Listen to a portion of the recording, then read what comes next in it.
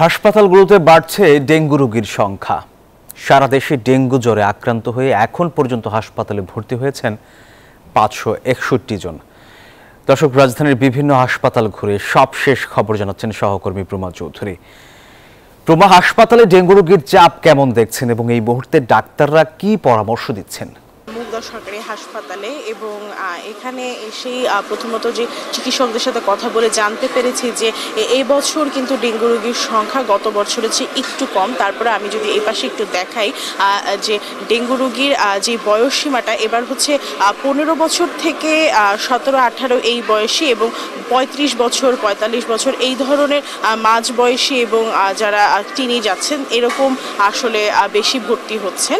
এবং তার পাশাপাশি হচ্ছে মুগদা হাসপাতালে প্রতি বছরই ডেঙ্গু রোগীর চাপটা একটু বেশি থাকে। এবার যেহেতু গত বছর তাদের এখানে প্রায় 9000-এর মতো রোগী ভর্তি হয়েছিলেন, তাই এবছর তারা একটু বিশেষ ব্যবস্থা নিয়েছেন এবং সারা দেশ থেকে বিভিন্ন জায়গা থেকে যারা ডেঙ্গু স্পেশালিস্ট আছেন এই বিষয়ে কাজ করেন চিকিৎসক, তাদেরকে আসলে এখানে নিয়োগ দেওয়া হয়েছে। কালকেই তাদের এখানে একটি ট্রেনিং হবে এবং সেই ট্রেনিংয়ের মাধ্যমে আসলে ডেঙ্গুর যে পূর্ব প্রস্তুতি, যেহেতু সংখ্যা বাড়ছে প্রতিনিয়ত, আর সেই জন্য তারা পূর্ব প্রস্তুতি একটি ট্রেনিং করবেন।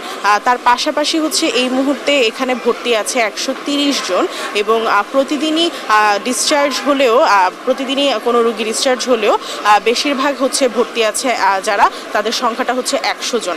তার পাশাপাশি মুগদা হাসপাতালে এই মুহূর্তে ডেঙ্গু রোগীর যেই সংখ্যাটা সেটা হচ্ছে 100 জন ছিল এবং এই মুহূর্তে আরও কিছু রোগী আমি আসতে দেখেছি এবং সকলেই আসলে 17-18 বয়সী যারা আছেন এরকমই লোকজন আসছেন এবং মাঝবয়সী নারী পুরুষ সকলে আসছেন, শিশু কম রয়েছে।